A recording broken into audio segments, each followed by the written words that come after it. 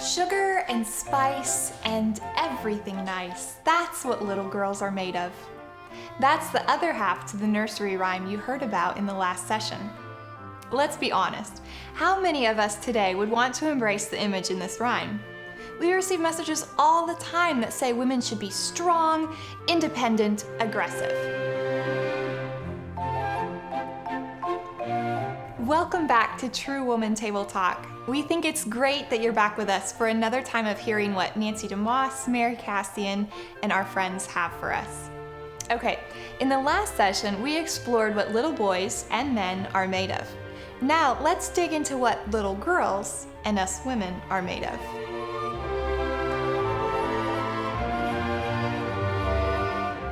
Okay, girls, sugar and spice and everything nice.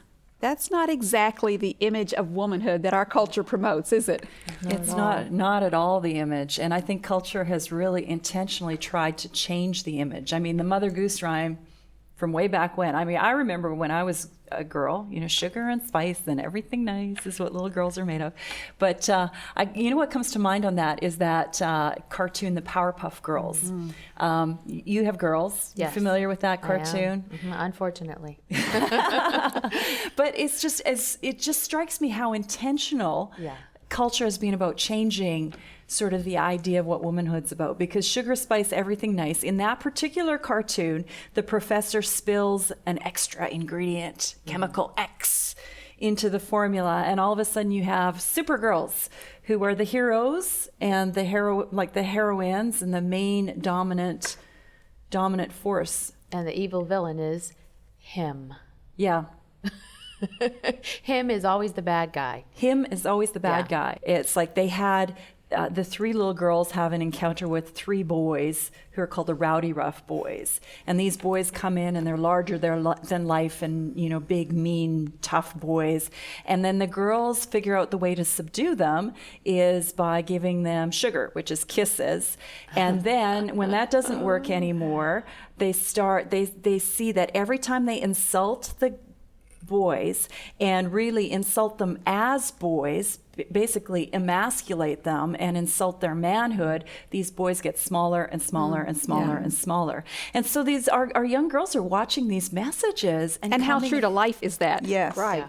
That when we act that way toward men, what are we doing to men, making them smaller and smaller and smaller in their own minds? Well, exactly. And it just seems that we have such an issue in our culture with this, and girls that are sassy and in your face, and not just towards men, but just towards each other. I mean, just the insolence and arrogance that's really seen as girl power, and that's seen as something that's very, very positive. Well, it's as if childhood doesn't exist for these gals anymore. Yeah, they are forced at such early ages to think about things that maybe we didn't think about until we were in our 20s. And so early on, they're thinking about issues when they should have been doing the sugar and spice things and playing in their backyards and watching Care Bears. But that's not what's happening. And as women have embraced these new models of womanhood, that's had a strong impact in relationships, on men and in male-female relationships. Here at Revive Our Hearts, we get a lot of letters from women, but we also occasionally hear from men talking about how this whole revolution in womanhood has impacted them. And I'm thinking of an email that a man sent to us here at Revive Our Hearts. It's really tragic when you think about it. He said, "I haven't been out with a real woman in many years. The reason is simple. I haven't found a real woman in years. The so-called modern woman is aggressive, controlling, rude, loud, overbearing, obnoxious, unfaithful, disrespectful." And then this was what was sad to me. He said, "Even women at church."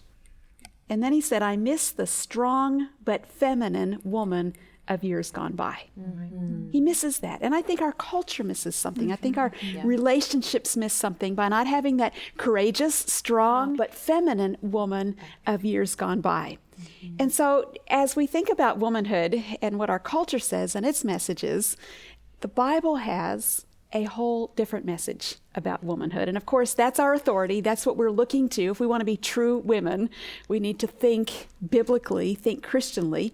And in this week's True Woman 101 lesson, we looked at several things that are at the core of what it means to be a woman from God's point of view. Now, these are countercultural. They're radical. They're not messages that women are getting today, but they're messages we need to be taking in, embracing, and communicating to our daughters and granddaughters and other young women. The first of those core aspects of womanhood that we looked at this week is softness.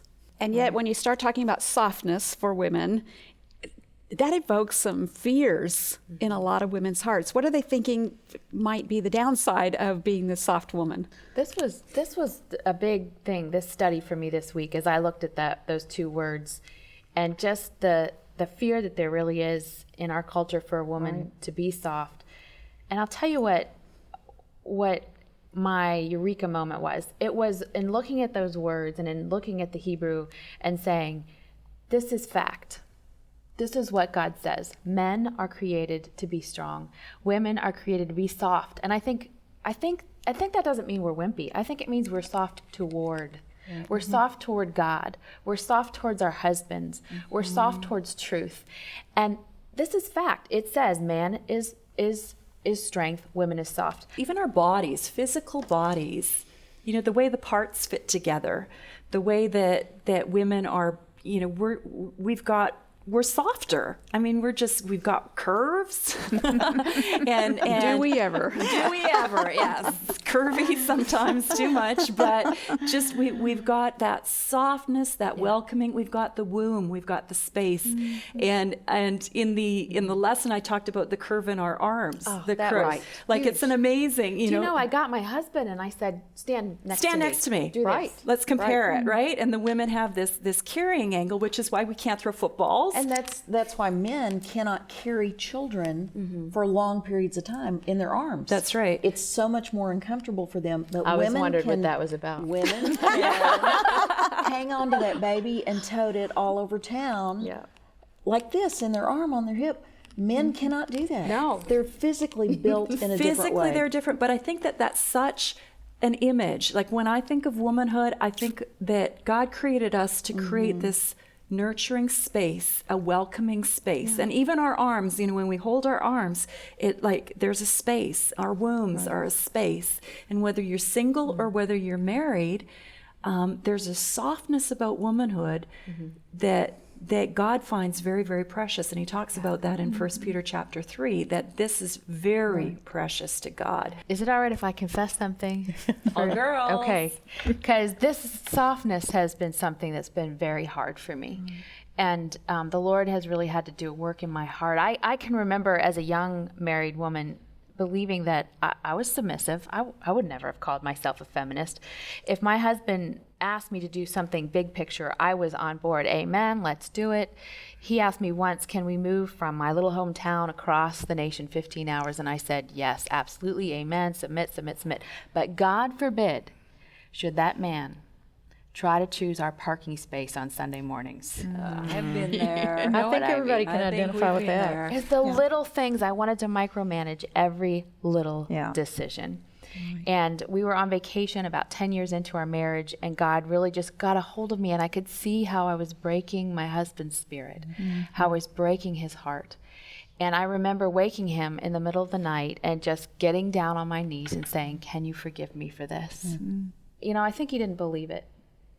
But the next day I started to just it took a lot of strength to be soft. Let me just say that. I know. It took a lot of people don't understand that soft. this is a sign of strength. But here's the benefit that came out of it. As I submitted to the little things, as I was soft and just let him lead, suddenly he started rising up to do all the things that I would be like, what?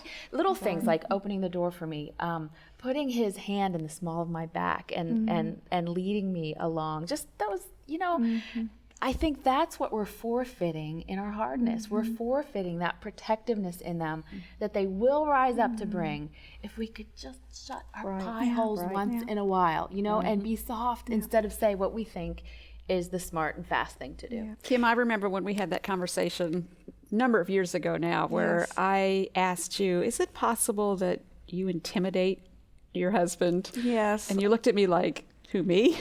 And I am so thankful that you asked me that question, Nancy, because when you first said that, I think my response was, right. But that question kept going over and over in my mind. And sure enough, it took a while before my husband admitted it to me. But I did intimidate him with my strong will, my determination, with I have the right answer and this is the way we need to go. And I too would say I was submissive. I was a submissive wife. But in the little decisions, in the inner recesses of my heart, I was not submissive, did not have that openness, receptivity. But I think the greatest benefit is when we are living out our design the way God's designed us, as you've shared and as this chapter is opened out, then we are able to demonstrate to others God's glory. And when we have that relationship with our husband that people can look at and say, that's a transformation. Only God can do that. That brings him glory, and that's what we're called to do. And we demonstrate the responsiveness that the church is supposed to have toward Christ, her heavenly husband, as a bride of Christ. We're picturing for the world, that giving an earthly picture of that heavenly spiritual reality, that the church is to say, to be responsive, tender to Christ, and not weak, not run over. Christ doesn't run over his people. He loves them. He nurtures them. He cherishes them. And we talked in the last session about the core of manhood being to protect and to care and to nurture. But it makes it a lot easier, don't you think, on the guys, if as women we will be malleable, responsive. I was doing some research recently for teenage girls on this whole phenomenon of being relational, and one of the things that's undeniable across the board is that when the gift of sexuality is misused, a woman is hurt. It's not so for a man. He might feel some shame, he might feel some conviction, he might feel some regret, but there's not an overwhelming sense of woundedness that permeates him for years to come sometimes. I've worked with women in their 80s that are still wounded from something that happened when they were 16. And one of the facts is, this is just biology, is that the part of the brain that stores relationship, that stores particularly the romantic emotional relationship of man and woman, but all relationships, my friendship with you, my friendship with Nancy, is the deep limbic system. And though the male brain is typically larger than the female brain, which don't let them know that, we don't want that out, but the part of the brain, the deep limbic system that stores memory and emotion and relationship, is 2 to 3 times larger in the female. There's simply more geography for her to store all of that relationship. There's more potential for deep, healthy union. And there's more potential for hurt if we don't do things as the way God designed us. She's the softer one. That's right. There's more potential for hurt. There's more potential for connection, and there's more potential for hurt. And that leads to another core aspect of what it means to be a woman, and that is this nesting instinct, the desire to create a space to nurture relationships. And we see that in the scripture, the challenge for women to have a heart for home. Domesticity is the old-fashioned word, domestic. You hardly hear that word anymore. But that is part of what's at the core of womanhood. And yet the Bible really lists having a heart for your home as one of the top 10 things that women need to learn and need to be mentored in. Titus chapter 2. Titus chapter 2. Great true woman passage. Exactly, having that heart for the home. But I think that heart of hospitality really comes from the heart of God. Like he prepared the garden, he prepared a beautiful place. And isn't that what the gospel is all about? It's Christ on the cross, extending his arms, saying, come to my home. Yes. I'm going to prepare a place for you. And I want to receive you there. And so when we show hospitality, we show the open armedness of the gospel. We show the welcoming heart of God. And as women, that's a way we model and make the gospel attractive. And we model really what the church does here on earth. We, in terms of creating a place where life can happen, where community can happen, where connectedness can happen, where you see life and growth. Really, that's what the church does for Christ. And that's what women model in terms of who we are as women, to create those spaces for our girlfriends, for our families, if we happen to be married, or just to have that life-giving space. And you don't need to be a married woman to be able to do that. I saw a really neat blog just this week. A single woman was talking about how she had this hope chest and this fine china and this beautiful china that one day she would eat on with her husband. And God just really spoke to her and said, take the china out. You're a nurturer now. You're a homemaker now. And so when her girlfriends come over, they eat on the most beautiful china with the most beautiful crystal. And she said, this is just my obedience to the Lord, that I'm a nurturer now. Being a woman. Right, yeah, right. Yeah. All of these core values at the heart of womanhood are not just for married women, and I'll be the advocate for single women here and say that it really is a joy and a privilege to create in my home a space that is welcoming. In fact, Mary, you've been camped out at my house for the last couple of weeks, and it's to welcome somebody into my home, to create an environment that's conducive to growth and nurture and caring. That's part of what fulfills who God made me to be. I love in the study that is the attitude in these first few lessons that we've looked at, that it's not about putting on a certain outfit or conforming to any set of rules. It's about the heart that says, I understand who God created me to be, and giving ourselves permission to step back a little bit, get God's perspective on our lives, and understand that being soft, that creating those environments is part of what God has built into me if I will tap into it. And it's not, I was not a woman who wanted ever to spend my life cleaning or cooking. Those things were low on your list of priorities. Really low on my list of priorities. I was telling Dana last night, my biggest concern when I was in college is what was going to happen to my fingernails that day. I'm not kidding. And so I used to get ready and separate my eyelashes with a straight pin before I left the dorm room. And so once you had a few children, you probably didn't have quite so much time for those kinds of things. God has given me 8 children to nurture, and I'm so grateful because what it's done is teach me what does matter. And I love in the study that we're looking at stepping back, getting big picture concepts of what our womanhood is about, and that it's okay. Well, let me ask you this, though, because the rubber meets the road. God help me with the laundry. Like, how do you make, that this is a real deal. Like, packing lunches has been something the Lord's had to transform my heart with.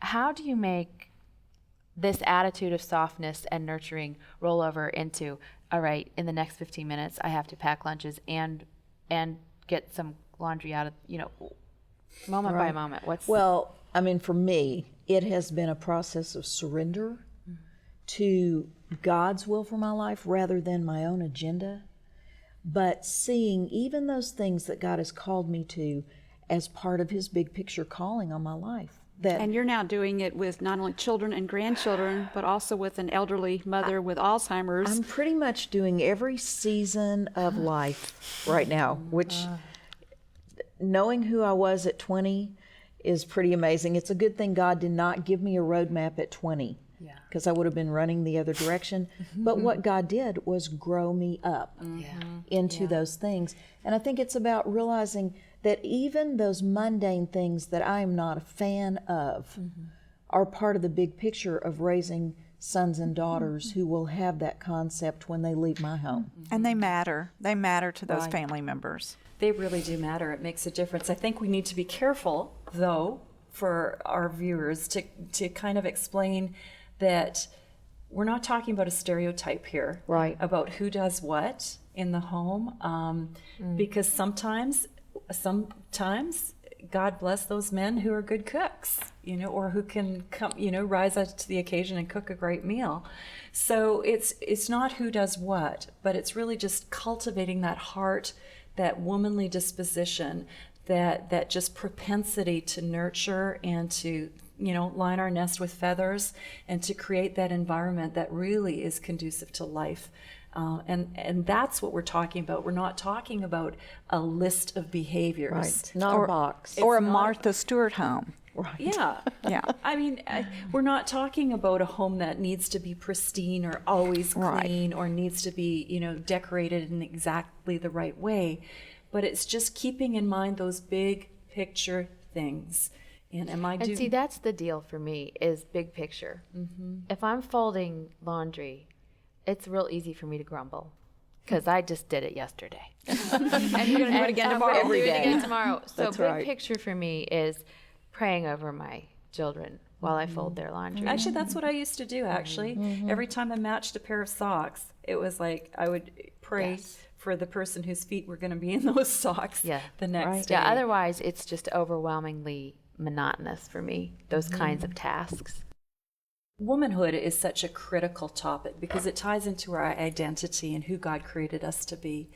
And I think that it's not an easy topic to talk about in this culture.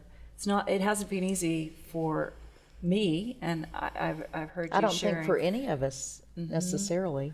And I think the fear sometimes is that God's going to change our personalities or violate our personalities. That if I'm a strong-minded, opinionated, outgoing extrovert, that I have to change.